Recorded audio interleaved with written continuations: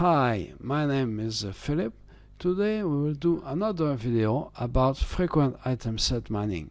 I will introduce some concepts that are very important called the maximal, the close, and the generator item sets. We'll see what does it mean with many examples. If you want to try these concepts, some algorithms for this, you can have a look at the SPMF data mining software you can find on the web. It is Java open source software you can use also in other languages, and you can try. You have the code, you could improve or test, and you have a lot of data sets to do some experiments. Okay, so let's start. I think that you are already familiar with frequent item set mining. If not, you could watch my previous videos about this topic. Okay. Frequent item set mining is a popular data mining task. The goal is to find some values or items that appear many times together in a database. Okay. So, for example, it can be used for shopping to find the items that people like to buy together in a store and so on.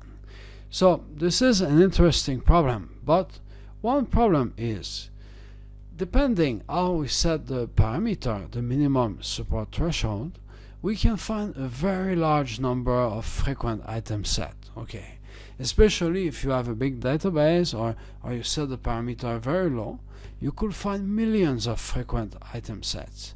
So this is a problem, especially for the user, maybe like you. If you look at these results and you find millions of item sets, maybe it will take you a lot of times to look at these patterns. And also, as we will see today, we can consider that the frequent item set have some form of redundancy. There's a lot of information that is, we could say, redundant. Okay. So for example, if many people buy apple, bread, and cake together, then also there will be a lot of people just buy apple and bread together and so on. So this can be seen as a form of redundancy. I will explain more later. So today we'll talk about this problem, and we'll talk about a solution, which is to discover some concise representation of frequent item set. That means some summary. Okay, we'll see what that means later. So first, let's review the basics about frequent item set mining. So in frequent item set mining, the input is a transaction database. Let's say here we'll use the example about shopping. So I have a database with 4 transactions, and in this database we have different items like pasta, lemon, bread, orange, and cake. So if you look at the first transaction, it means some customer bought pasta, lemon, bread, and orange together. In the second transaction, some customer bought pasta and lemon. In the third transaction, some people buy pasta, orange, and cake, and so on. Okay. Now, if we have a database like this about shopping, or it could be about other things also, we can do frequent item set mining. To do this, we need to set a parameter called minsup, the minimum support. Here we set to 2. So that means we want to find the sets of items, the item set, the set of items that people buy at least twice together, okay, 2 times. So here in this example, the output, the result, what we want to find will be the frequent item sets you can see here. Like lemon, because lemon is frequent, it appears 3 times, at least 2. Okay. Pasta is frequent, it appears 4 times. It is at least 2 or more. So these are all the frequent item set in this database. So this is the task of frequent item set mining.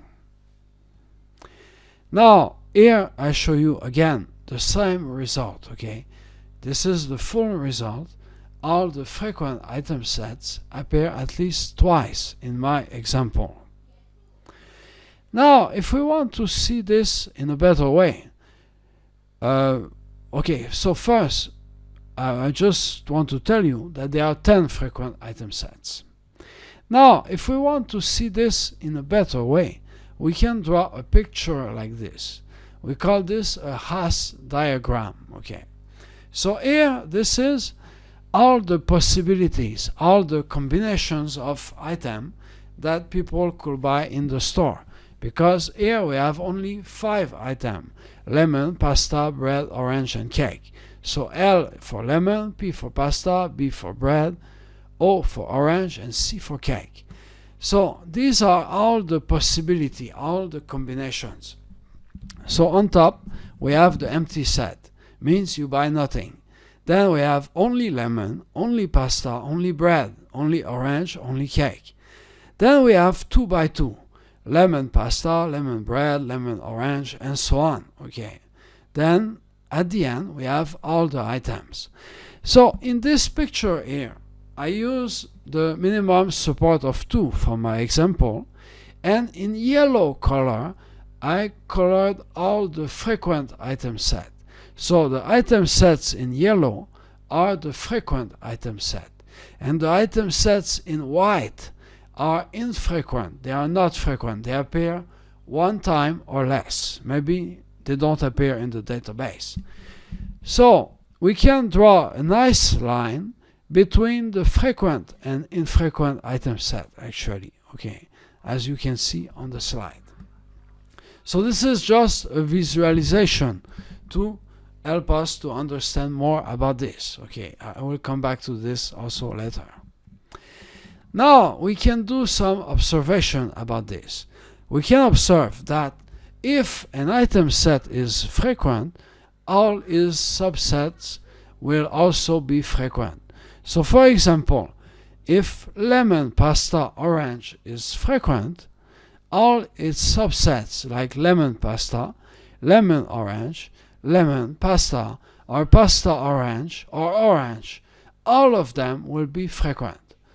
So this is obvious, but it is to show you that there is some redundancy. Okay, if you know lemon, pasta, orange is frequent, you know that all the subsets like lemon pasta, lemon orange, lemon, and so on will also be frequent.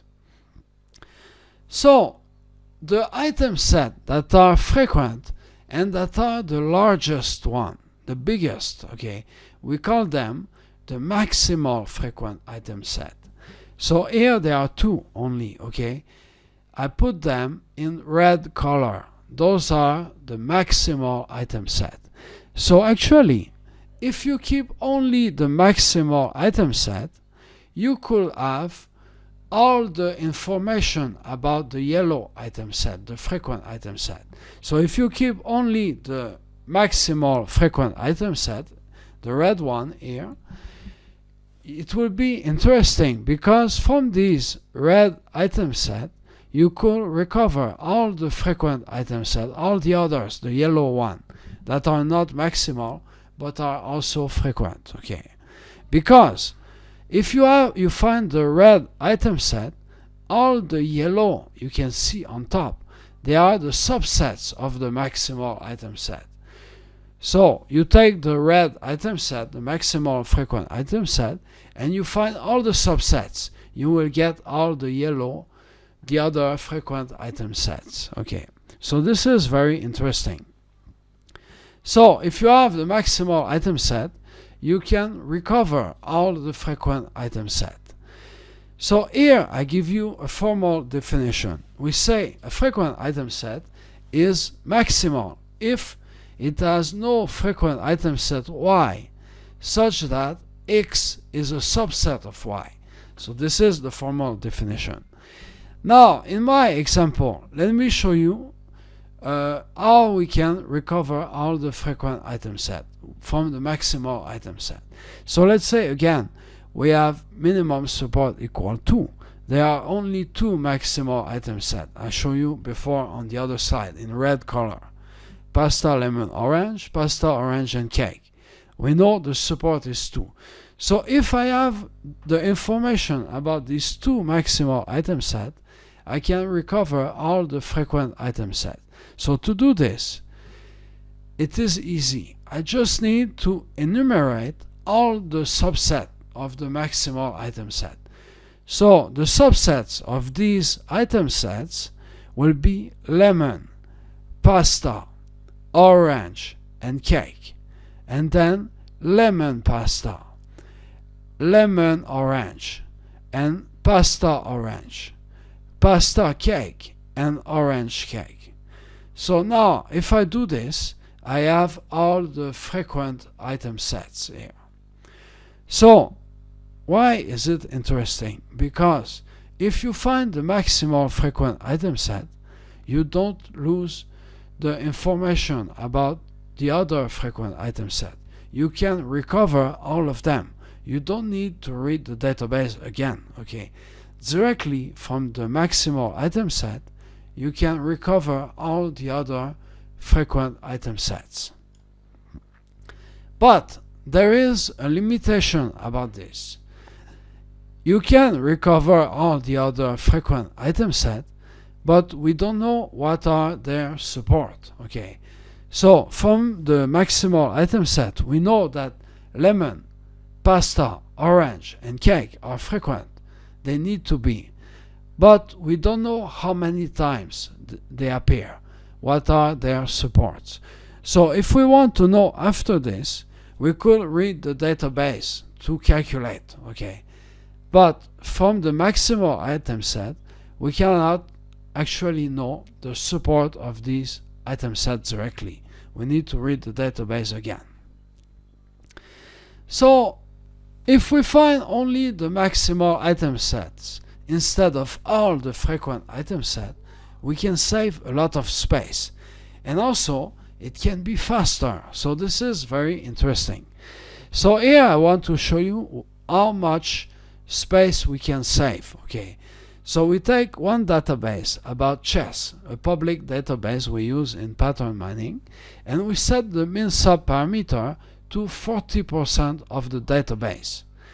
And then if we look, we find about 6.5 million frequent item set. But if you keep only the maximal frequent item set, you will keep only 38,000. So the size of the result for the user is about 168 times smaller, and you don't lose a lot of information. You lose a little bit information about the support, but you could, from the 38,000, you could recover all the 6 million frequent item sets. So because of this, we say the maximal item sets are a compact representation of all the frequent item set. Using them, we can recover information about all the frequent item sets, except the support. So if we want to find the frequent item set, because it is interesting, it is useful, how can we do? So there is a naive approach or simple approach. It will be by post-processing. That means we first find all the frequent item sets, and then we eliminate those that are not maximal. But this will not be efficient, because you need to find all the 6 million item sets, for example, and then you need to eliminate those that are not maximal. So you will not save time. Okay. But luckily, there are some efficient algorithms, such as GenMax, which is based on ECLAT, FPMax based on FP growth, or LCM Max based on LCM, and many others, that will use some strategies so that they can find the maximal item sets directly without having to find all the frequent item sets to save the time. Okay. So these algorithms, I will not go into details today, but for example, if they find ABCD is a frequent item set, it will use this information to avoid looking at other combination, to try to save the time when continuing to search. Okay, so they can be faster also. So as what I explained before, maximal item sets are very interesting. They can reduce the number of results, and also we can keep a lot of information. But are there some other alternatives if we want to summarize the frequent item sets? So there is other alternatives. Actually, there's a few. Another representation, that means a summary, okay, are the closed item sets. These are also very popular. So I will explain to you the closed item sets now. So the closed item sets, here we have a definition I want to explain, and then I will give you some examples and you will see why it is interesting. So we say that a frequent item set X is a close if there are no frequent item set Y that is a superset of X and that has the same support. So if you have an item set X, it is frequent, and there's no superset that has the same support, the same frequency, we'll say X is closed. Okay. Otherwise, it is not closed. So let's have a look. What does it mean in our example?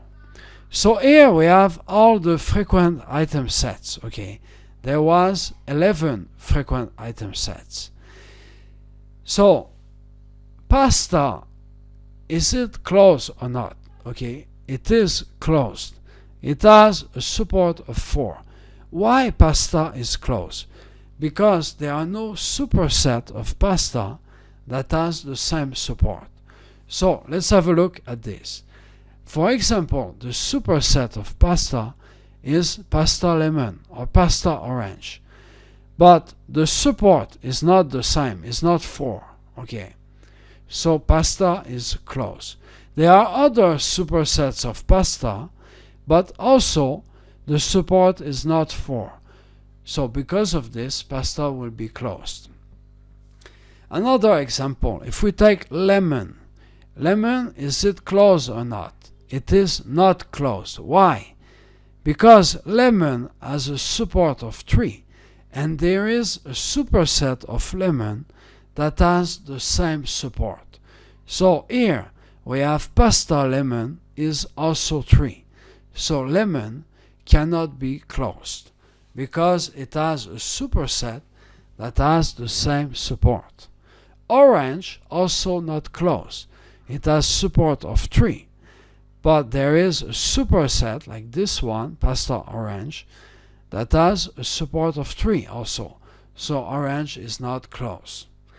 Now let's look at another one like pasta orange. It is closed. It has a support of 3, but pasta orange has no superset with a support of 3. For example, pasta lemon orange or pasta orange cake has a support of 2. So it is not the same. So pasta orange can be closed. Okay, I hope it is okay. It's not very complicated actually, okay? So here in this example, we had 11 frequent item sets and only 5 of them are closed. The one in red color here, okay? The blue item sets, they are not closed here. So let me show you this in the same picture that I have shown to you before. The closed item set here are in blue color, okay? And the frequent item sets that are not closed are in yellow color. So blue means the closed item set that are frequent. Yellow means not closed but frequent. So here I put some number in red color, okay, beside each item set. This is the support of the item set in my example. So here lemon pasta has a support of 3. It is closed because the superset like lemon pasta orange don't have the same support. It is 2. So this one is closed and so on. So as we can see in this picture, the number of closed item set is not very big. So now why the closed item sets are interesting? Okay, I want to talk to you about this. So first, the closed item sets will be a summary of all the frequent item sets that will be compact. That means small. So for example, if I take the same example, the chess dataset and the minimum support of 40%, there are 6 million frequent item sets about. But there is only about 1 million frequent closed item sets. This is more than the number of maximal item sets, but as you will see, the frequent closed item sets will have some other advantages over the maximal item sets. So the closed or maximal item sets, they don't have the same properties. So these two representations will be interesting, okay, as you will see after. So why the closed item set are interesting? Because if you have the closed item set, you can also recover all the frequent item sets. But not only this, unlike the maximal item set, you will also be able to recover the support of all the frequent item sets. So that will be the difference. I will show you this after. Okay. So in my example, we had 5 closed item sets. I show you here with their support. This was for the minimum support of 2. Okay. Now here on top of this slide, I give you the formal definition of closed item set. I explained already. Now I want to show you from these 5 item sets, how can we recover all the frequent item set without looking at the database. Okay. So to do this, what we will do first, we will enumerate all the subsets of the closed item set. So by doing this, we look at all the subsets of the closed item set, we will find all the other frequent item set that are not closed. Now after this, how can we find the support? Okay. So if we had the maximal item set, we could not find the support. But with the closed item set, we will be able to find the support of these item sets. So this will be very interesting. So how to do this? I will explain to you. So it is very easy. You need to follow a simple algorithm. So if there is an item set X and you want to know the support, okay, it is a frequent item set. You want to know what is the support. You need to find the closure of X. I will explain to you what it means after. And then you take the support of the closure of X. Okay. So let me give you the definition and then I will explain to you the example. So the closure of an item set X will be the smallest closed item set Y. That is a superset of X. And we denote this as a CX, the closure of X. Okay. So maybe not very clear. Okay. You will see with the example. It will be easy to understand. So here we have cake, for example. Okay. I want to know what is the support of cake. Cake is a frequent item set, but it is not closed. So according to the algorithm here, we need to find the closure of cake. Okay, what is the closure of cake? If we want to find the support of cake. So the closure of cake will be the smallest closed item set that contain the cake. There are only one. It will be pasta, orange, and cake. So the closure of cake will be pasta, orange, and cake. And we know because of this, cake will have the same support of 2. So the support of cake must be 2. It must be the same as the closure of cake. So this is a very powerful property. Okay, you don't even need to look at the database. If you want to know the support of cake, you just need to find the closure, the superset of cake, the smallest closed item set that is a superset of cake. It is this. It has support of 2, so the support of cake must be 2 also. If you want, we can take another example. Let's say we want to find the closure of lemon. Okay, lemon.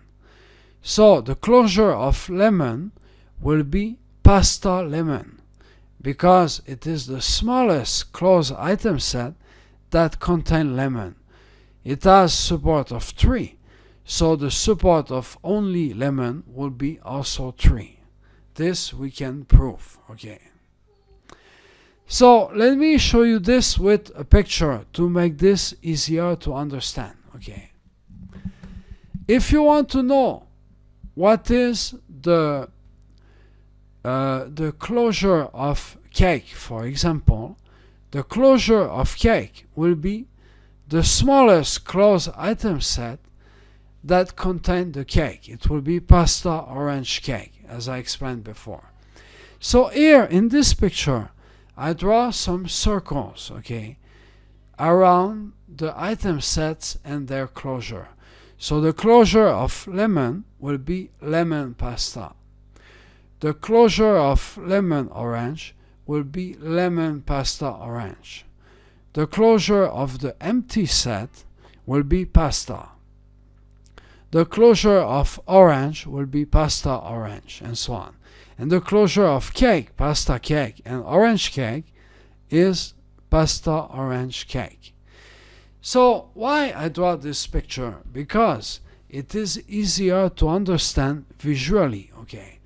So if you look at this this part here, okay, we call this an equivalence class. Actually, all these item sets have the support of 2. Okay. They have the same support as the closure. Here, all the item sets have support of 3. Here, all of them have support of 4. All of them 3. And here, all of them 2. Okay. So this is really interesting. So let me explain a little bit more about this. Okay. So what we will do, we will look at this part in more details to understand why they have the same support. Why cake, pasta cake, orange cake, and pasta orange cake all have a support of 2. Why? So here I take all these item sets, okay? Cake, pasta cake, orange cake, pasta orange cake. All of them have a support of 2. Because if you look at the database, you will find out that they all appear in the same transaction in T3 and T4. So if all these item sets have the same closure, it means that they appear in the same set of transactions. This is a very interesting property. Okay. So the closure, actually, we can make one more observation. The closure of these item set will be the intersection of T3 and T4. So if you take T3 and T4, the intersection is pasta, orange, and cake. It will be the closed item set here, the closure of all of them. So this is some interesting observation. Okay. So now I want to show you this on the same picture I showed you before. So if you look, all these item sets have the same closure because they appear together in the same transaction T3, T4. Here, these item sets have the same closure because they appear in T1, T2, T3, T4. Here, they appear in the same transactions, and here also. And here also. Okay. So this is how we understand this. Okay. So here, these groups of item sets that have the same closure, sometimes we call this an equivalence class. Okay.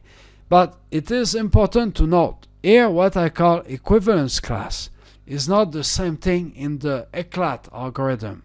Okay, if you watch my other video about the ECLAT algorithm, we also talk about equivalence class.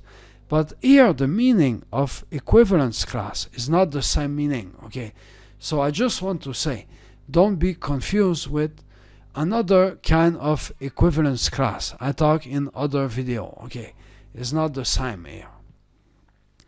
So what we need to know today, the groups of item sets have the same closure. We can call them an equivalence class. So the closed item set, it is very interesting. Why? Because from the closed item set, you can recover all the frequent item set. Also, you save the space because there are less closed item set than all the frequent item set in general. And also, you can recover the support of all the frequent item set from the closed item sets. So how to find the closed item sets? We could adopt a naive approach, a simple approach. We'll find all the frequent item sets and then do post-processing to keep only the closed item sets. But this will be inefficient because we don't want to look at all the frequent item sets. We would like to find the closed item sets directly. So there are some efficient algorithms for this, like Charm, DCI close, FP close, and so on. They will find the closed frequent item set by avoiding looking at all the possibilities. They will use some special strategies and properties. So here, for example, I will explain to you the idea of one algorithm called Charm. I will not explain all the details, but I just want to show you some property, okay, to give you a brief idea about this. If you are interested, you could look at these algorithms in more details. So Charm is an algorithm to find the closed frequent item set based on ECLAT. Okay, I did another video on ECLAT. You could watch also. So Charm will do a depth-first search to look for item set. It starts from the empty set. It will look at P for pasta, then pasta lemon bread, pasta lemon bread orange, and so on. Then it will go back and so on. Okay, so with ECLAT, we do a search like this. We can think about this as a tree, as on this picture, and it do a depth-first search. So now the difference in Charm will be to check 4 cases to try to eliminate some combinations. So I will explain them very briefly. So there are 4 cases in the Charm algorithm when the algorithm will want to combine 2 item sets, x1 and x2, such as x2 is after x1. So let's say we have 2 item sets, x1 like lemon, another item set x2 like pasta, and Charm want to combine x1 and x2. So normally the ECLAT algorithm will look at all item sets start with lemon, all item sets start with pasta. So there is a property in Charm. The first property, there are 4. If the set of transactions contain x1, what we call tx1, is the same as the set of transactions contain x2, then they are the same, and the intersection of these sets will also be the same as the set of x1 and the set of transactions of x2. So because of this, there's a special property. We can replace all the occurrence of x1 in the database by x1 and x2. We don't need to replace really in the database, but when we search, we can consider they are always together. So what will happen is, instead of searching x1 and then x2, we will combine them together and will not search for x2 alone. So x1 maybe is lemon, x2 is pasta. Then we search for lemon pasta directly together. We don't need to search lemon and pasta separately. Okay. So this is the idea about the first property. There is a second property. It is that if you have two item set x1, x2 that charms want to combine, then if the set of transaction of x1 is a subset of that of x2, then the intersection will be the same as the set of transaction of x1, but it will be different than the set of transactions of x2. So because of this, we can replace all the occurrence of x1 by x1 with x2, but we need to keep x2. So we will explore this, but x1 and x2 together, and still here we cannot eliminate x2, unlike the previous case. So here I will not do the proof, okay? I just want to give you a brief overview, but if you want to be sure about this, you could look at the research paper, or you could also try to make the proof. It's not very hard. Now there is another case. We have the same situations. We have x1, x2, but here the set of transaction of x1 is a superset of the set of transaction of x2. In this case, what we can do, we can replace x1 by x1 with x2, the union, and we need to look also at the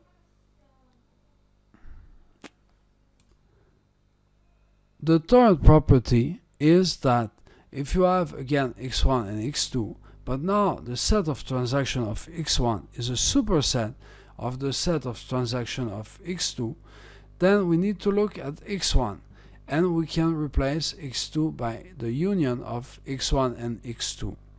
So again, I will not do the proof, but this is some property. It will save the time because we don't need to look at all the combination. And then there is the last property, the fourth property. If we have x1 and x2 again, and the set of transaction of x1 and x2 is different, such that one is not they don't have anything in common. x1 is not a subset of x2, and x2 is not a subset of x1. So this is otherwise this case. Then we don't need to remove, we cannot remove anything. We need to look at x1 and x2, all of them. So I will not do the proof about this, okay? You could try to do by yourself or look at the paper. So this will help to eliminate a lot of combinations. Now, still, it will not ensure that we only find the closed item set. So these four properties will allow to eliminate many frequent item sets, reduce the search, but still it can find the item set that are not closed. So to find only the closed item set, we need to add a test, a closure checking test. So how it will work? For each frequent item set that Charm will find, the Charm algorithm, it will compare to the other frequent closed item set that have been found until now. And if X is contained in an item set that is closed that we found already, then we discard X, we don't keep it. Otherwise, X is closed and we keep it into memory. Okay. So in Charm, how this will work, there will be a hash table. Okay. In the hash table, Charm will start to search for a closed item set, and when an item set is closed, it will put it in the hash table. Then after this, if it finds a new item set, it will compare these item sets with the item sets that are already in the hash table. If an item set is not closed because of an item set already in the hash table, then we don't need to keep it. Otherwise, we put it in the hash table and so on. So this is the basic idea how it works. And because of this, Charm will not need to look at all the combinations of all the frequent item set. It can find the closed item set without looking at all the possibilities. So it will be often faster than the other frequent item set mining algorithm.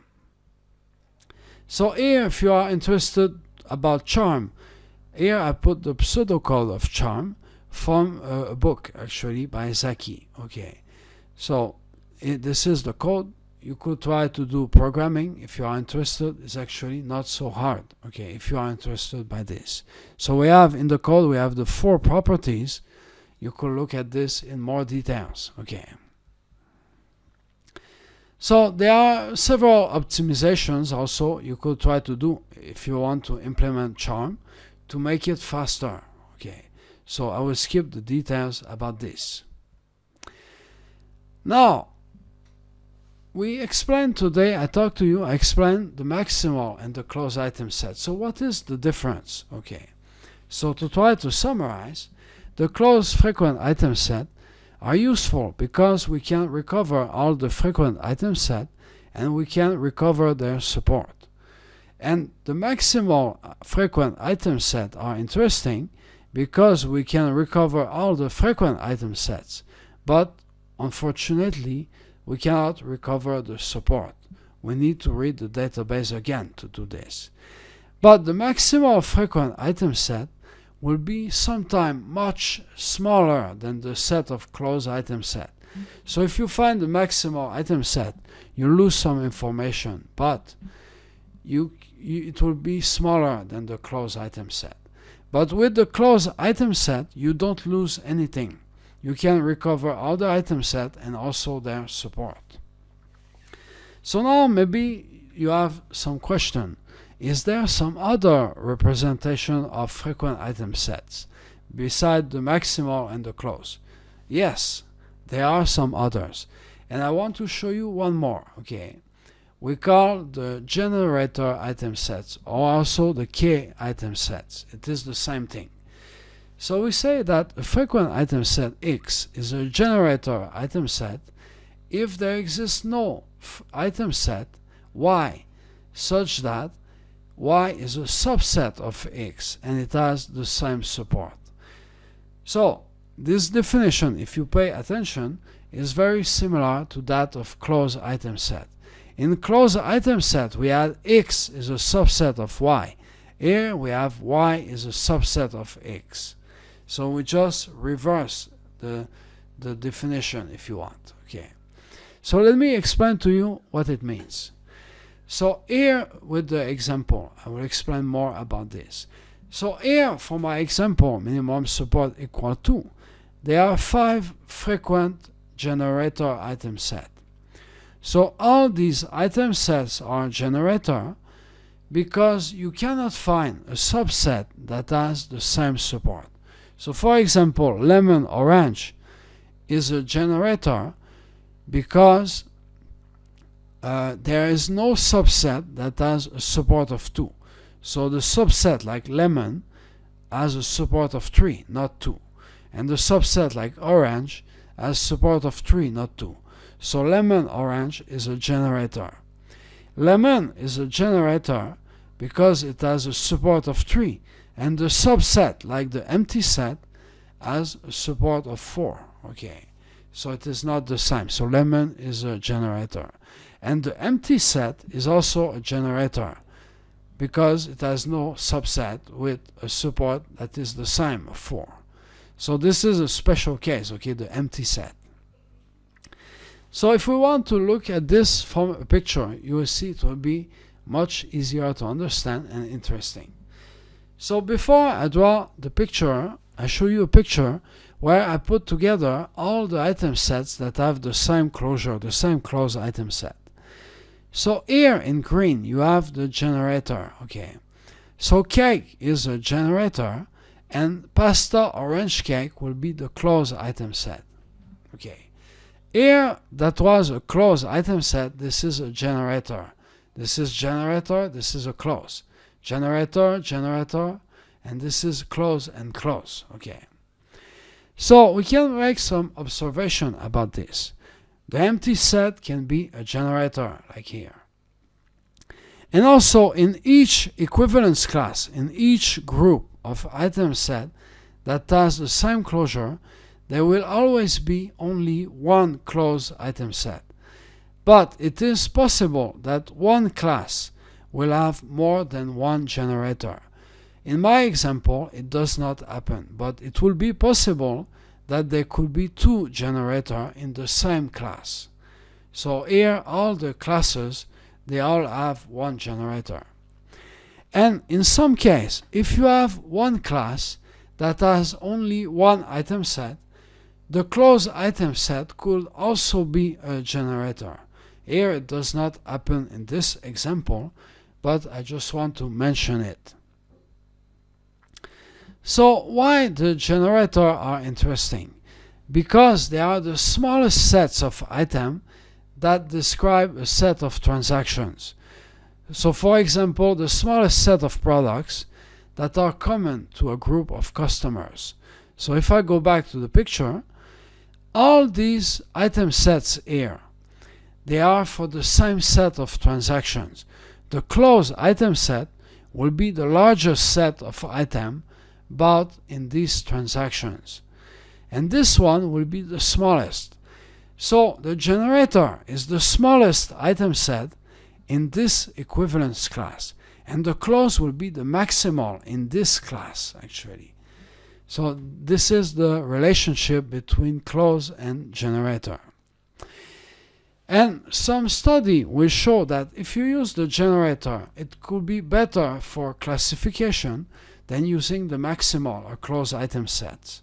Because the generator will tell you the smallest set of items that are common to a group of customers. And the closed item set will tell you the largest sets of items that are common to customers. So both of them are different, okay? So also, if you find the generator item set and you find the closed item sets, you can combine them together to make a compact representation of association rules that have the form like this, okay? So you have a rule like this. A generator implies a closed item set minus the generator. So for example, if I take the generator cake and the closed item set pasta orange cake, I could make a rule like this. Cake is the generator imply pasta orange, but without the cake, okay, because cake is here. So this rule will have a support of 2, like the generator and the closed item set, and will have the confidence of 100%, because every time someone buys the generator cake, it will also buy the closed item set, because they are in the same equivalence class. So if you use the generator and the closed item set, you can find a small set of association rules also. So if you want to know more about this, you could look at the paper about the IGB association rules. It explains how to do this. So this is another topic, so I will not talk in details about this today. So how to find the generator item set? So again, we could use a naive approach, find all the item sets and then the generator, but it will not be efficient. So there are some efficient algorithms like Pascal and DefMe that will find directly the generator item set and eliminate a big part of the search space. So the key idea in these algorithms, they will use a special property that say that an item set can only be a generator if all its subsets are also the generator. So what does it mean? If you have an item set like bread is not a generator, then all the superset of bread cannot be the generator. So that's all for today, okay? I wanted to explain to you about the compact representation of item sets. We talk about the maximal item sets, the closed item sets, and the generator item sets. All of them are like a kind of summary, if you want, of the frequent item sets. The closed item set allows to keep all the information. The maximal item set and generator, you can lose some information, okay? But the generator we can combine with closed item set to keep all the information also. So I put some reference at the end of the PPT, some maximal item set algorithm. some closed item set mining algorithm. There are others also. And also some algorithm for the generator item set or the association rules with generator and so on. So if you are interested, we can have a look at, you could have a look at this. Okay. So thank you for watching the video. You can find the code also for these algorithms in the SPMF software, and you can also watch my other videos if you are interested to know more about item set mining. Okay. Thank you. Bye.